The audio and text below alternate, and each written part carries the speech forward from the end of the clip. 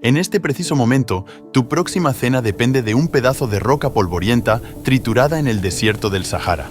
Si la maquinaria de extracción en esa región se detiene, la mitad de la humanidad simplemente no come. Así de brutal y directo. No estamos hablando de un guión de ciencia ficción apocalíptica, es la matemática fría y exacta detrás del recibo de tu supermercado. Vivimos aterrorizados de que se acabe el petróleo o de que una crisis corte el suministro de microchips, pero ignoramos voluntariamente que el verdadero cuello de botella de la civilización moderna es un polvo blanco. Sin los fosfatos, el sistema alimentario global colapsa en cuestión de meses.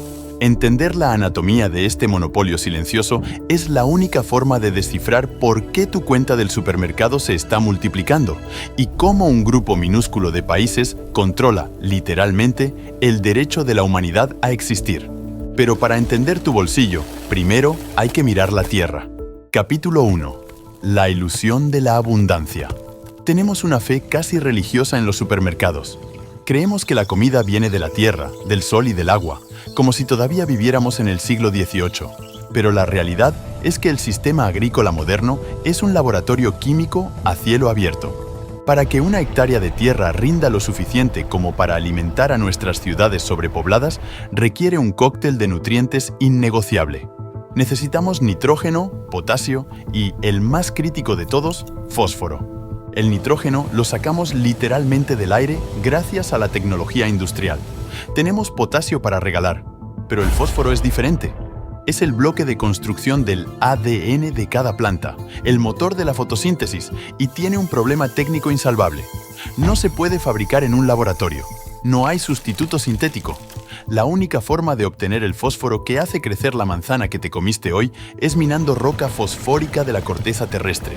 Y aquí es donde el diseño de nuestro sistema global empieza a mostrar sus grietas. Hemos construido una civilización de 8.000 millones de habitantes asumiendo que siempre habría rocas baratas para moler y esparcir en los campos de cultivo. Durante décadas funcionó, pero las reservas de fosfato de alta calidad, esas que son fáciles y baratas de extraer, se están agotando a una velocidad alarmante. Estamos raspando el fondo del barril geológico, pero eso no es lo peor.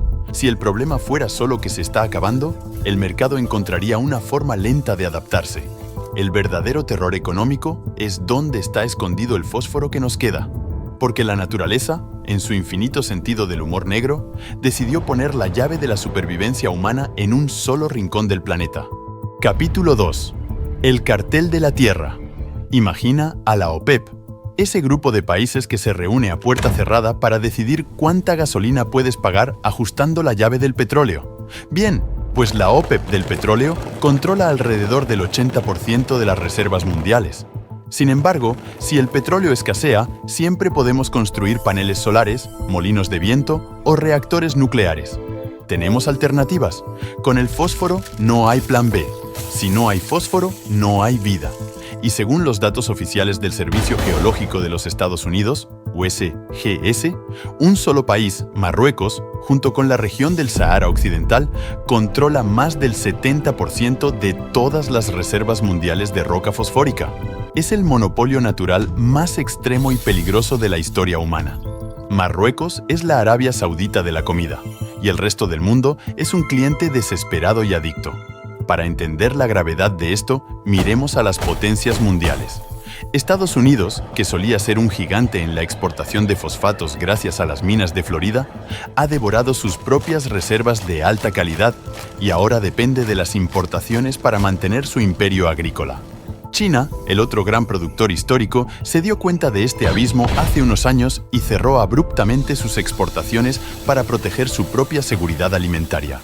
Esta retención de inventarios por parte de China envió una onda de choque a través de las cadenas de suministro.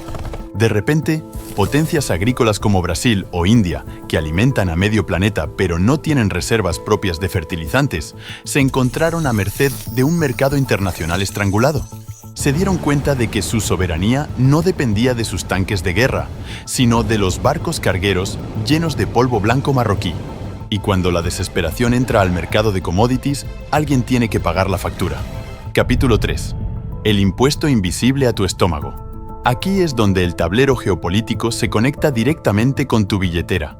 Cuando la cadena de suministro de los fertilizantes sufre un tropiezo, los precios no suben gradualmente, explotan. Lo vimos claramente documentado en los informes del Banco Mundial y la FAO durante las recientes crisis logísticas y conflictos en Europa del Este. Los precios de los fertilizantes se dispararon más de un 300% en cuestión de meses. El agricultor que siembra el trigo para tu pan o el maíz que alimenta al pollo que vas a cenar, de repente tiene que pagar el triple para producir exactamente la misma cantidad de calorías. El agricultor, operando con márgenes de ganancia microscópicos, no puede absorber ese golpe. Así que transfiere ese costo a la distribuidora al supermercado, y el supermercado te lo cobra a ti en la caja registradora. Nos están diciendo que el aumento en el precio de los alimentos es un problema de inflación general, un eufemismo corporativo para no explicar el problema real. La realidad es que estás pagando un peaje invisible en cada bocado que das. Es un impuesto global dictado por la escasez y la concentración de un recurso esencial.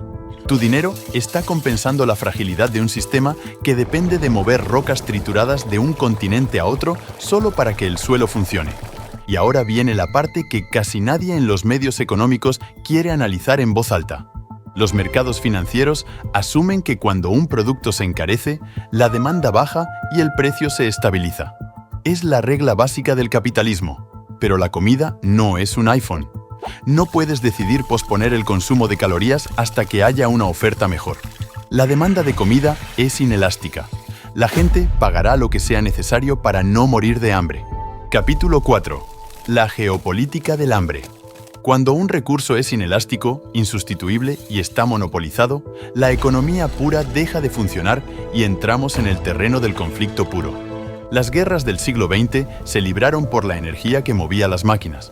Las guerras de este siglo se van a librar por los químicos que mantienen vivas a las personas. Si un país queda excluido del mercado de fosfatos, sus cosechas colapsan a la mitad en la primera temporada. En la segunda, tienes hambruna. En la tercera, el gobierno cae. No olvidemos que las revoluciones de la primavera árabe fueron encendidas, en su base fundamental, por el precio inalcanzable del pan.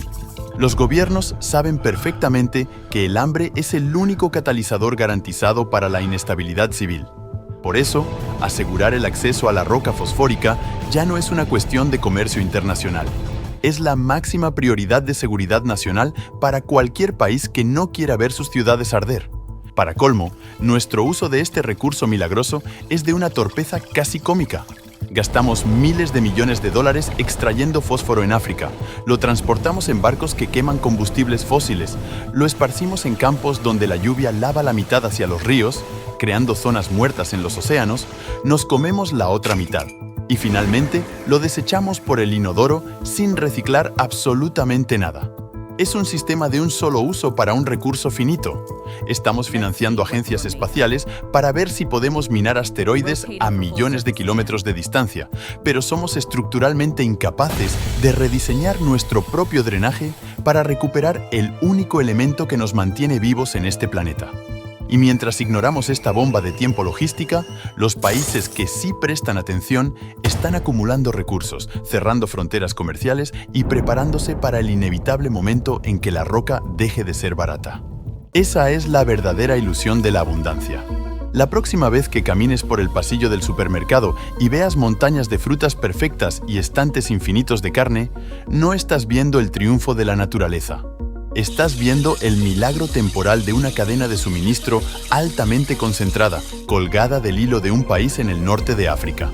Ahora sabes que cuando la comida sube de precio, no es un simple capricho de la inflación. Es el sonido de una economía global chocando contra los límites físicos de la Tierra. El control de los recursos es la forma más pura de poder, y quienes dominan la base de la pirámide alimenticia dominan el destino de todo lo que se construye encima. Pero este modelo de extracción de riqueza y control de recursos no ocurre solo en desiertos lejanos al otro lado del mundo. Está pasando ahora mismo, a gran escala, bajo la bandera de la inversión extranjera.